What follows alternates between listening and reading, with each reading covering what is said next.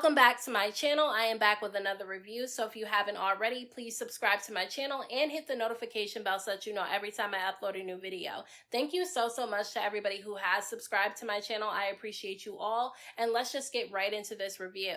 So at the very beginning of this episode, Sierra was in the studio recording with Chaotic, but Chaotic was trying to be a little bit messy because he did not tell Sierra that he invited Erica Banks to the studio session. And obviously things were a little bit awkward when Erica Banks got there because obviously there's no beef between Sierra and Erica. However, Sierra is very close with Rennie, and Rennie and, Erica Banks have gotten into physical fights before, so it was definitely awkward between the two of them. Now, I like that they were able to be cordial to each other, even though it was definitely really awkward. But Erica was definitely being a little bit shady with her criticisms of Sierra's music. I do think that it was good that she was being honest with Sierra, because one of my biggest pet peeves is when you have a friend or a family member that's making music and their friends and family will tell this person that they sound really great even if they don't. I think it's okay to give constructive criticism. You don't have to be harsh with it, but I do think that it's important to be honest. Now, Chaotic was definitely trying to be really messy because he tried to get the two of them to agree to collab on a song together, and I like that they did not give in to his messiness and they both respectfully declined, because he was definitely trying to stir up some trouble, especially because he tried to bring up Sierra's issues that she has with Amy. Now, she said the reason why she has a problem with Amy is because Amy has been talking bad about her music. I don't know if she heard this from Amy's mouth directly or if somebody told her that Amy was talking about her music, but let's be honest, everybody is talking about her music and not in a good way, and it's not just Amy. So I just feel like music is probably not really for Sierra, but at the end of the day, if she wants to make music, that's exactly what she's gonna do. And maybe at some point she'll get better at it. I really don't know. I heard her music and I wasn't really a fan of it, so I really don't know. And Erica Banks ended up meeting up with Diamond later on in this episode, and they both kind of joked about Sierra's music, so it's definitely not only Amy that has something negative to say about Sierra's music. However, Diamond seemed really happy this season. It was only a short clip of Diamond that we got to see in this episode, but she seems a lot happier than she was when she was dealing with Mama D and Scrappy. She was smiling a lot and she was just glowing and looked really pretty. She's engaged to somebody else, and I think I found out on social media that she's actually pregnant right now. I don't know if she had the baby or if she's still pregnant, but she seems a lot happier since she hasn't been involved with Scrappy. Now, Kirk, Rashida, and Amy end up meeting up with Jock and Kendra, and Jock and Kendra have some really big news. There's something really big happening in Kendra's career, and so he wants to throw a really big celebration for her, which I think is really nice, and everybody said that they were gonna come, but because of what Amy was saying during this little meetup, I know that there's gonna be drama at this event.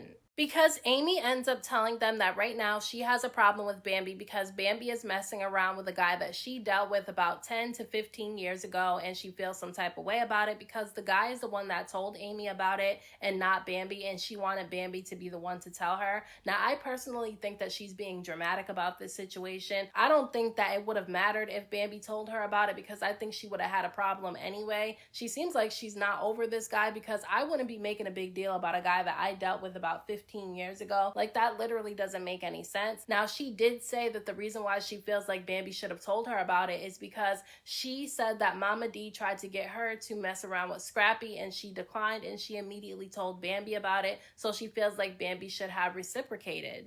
And look, I understand where she's coming from with that, because Bambi could have told her, look, I'm talking to a guy that you used to talk to about 10 to 15 years ago. He told me about it and I just wanted to let you know. But at the same time, I really don't think that Bambi and Amy are friends like that. I feel like they talk to each other because they're both on the same show. But as far as them having a real genuine friendship, I just don't think that they do. Now, if I was Bambi, as soon as he would have told me that he was messing around with somebody who I'm on the same show as, I would have declined dealing with him. However, in this episode, Bambi said that she hasn't kissed or slept with this man at all. The two of them are just talking. So Carly is having a conversation with her daughter in this episode, and she said that she wants to marry the guy that she's dating right now, and she said that if they do get married, she's interested in trying to have another baby. Now look, I'm not judging Carly for being a little bit older and wanting to have a baby, because I know that there's a lot of older women that do have children, and I think that that's okay. However, Carly is already a grandmother now, so if it was me, and I'm just speaking for myself, once my children start having children and I become a grandparent, I will not be having any more children. So that's just my opinion on that. But if Carly wants to have another baby at some point, that's completely up to her and it's completely fine. Now, Carly started talking to her daughter about the problems that she has with Bambi. And basically, to me, her daughter was kind of on Bambi's side because she definitely said that Carly was being very nice, nasty to Bambi and it was wrong. And then she told her mother that it wasn't Bambi's fault that a lot of people weren't able to come and that she almost didn't make it on the trip. It was actually her own fault. And so Carly tried to basically say that that's not true. It was all Bambi's fault. But how would Carly know when Carly wasn't a part of the party planning process? Like Bambi said a few episodes ago that she reached out to Carly's daughter to help her plan the party and to get people to come. And basically, Carly's daughter would know more about the planning process than Carly would, right? All I'm saying is Carly's daughter definitely said that Carly was being over dramatic about the whole situation, and I honestly agree. But Carly also ends up meeting up with her ex-boyfriend Kai in this episode because she said that he's been harassing and stalking her and her new boyfriend. So he ends up showing up to the restaurant and they have this back and forth. She's saying that he's reaching out to all of her boyfriend's ex-girlfriends to get information, and he's telling her that they actually reached out to him. Either way, I feel like it's messy. I feel like he should just leave the situation alone, leave Carly and her relationship alone, stop talking to these women. It's just stupid. But I do feel like he doesn't want Carly back. Like, I definitely don't think that he wants her. It didn't really seem like he wanted her even when he was with her. So I just feel like they're both being dramatic in this situation, but she did say that she was going to get a restraining order on him. Now, it's the day of Kendra's party, and everybody ends up showing up to support, and Bambi ends up walking in with her new man. Now, this is the man that Amy is going off about because this is a guy that she dealt with about 13 to 15 years ago. And so Bambi walks in with this guy. They're not holding hands. They're not touching each other, but they walk in and it's extremely awkward. And I guess Amy comes up to them and says hello. And I think her and Bambi either sipped off the same drink or almost sipped off the same drink, and Bambi said something about it. So Amy said something to the effect of, "This won't be the first time that we had our mouth on the same thing." She implied that they both had their mouth on this man. And basically Bambi said that she hasn't even kissed this man. She said that they haven't slept together and they haven't kissed. And she said it right in front of this guy and he didn't correct her. So I kind of believe it because she doesn't really seem that into him and they haven't been all over each other at all. So I kind of believe that she hasn't messed with this man at all. And after Amy made that comment and walked away, this guy actually told Bambi that him and Amy weren't in a relationship. They weren't serious. They didn't go out with each other. All they did was sleep together sometimes. So to me, that's embarrassing right there for Amy to be acting the way she's acting over this man. And he's just telling everybody that all they did was sleep together. So to me, she looks like a fool now at this point. So because Chaotic was at Kendra's party being really messy because he went back and told Amy everything that Sierra was saying about her at the studio,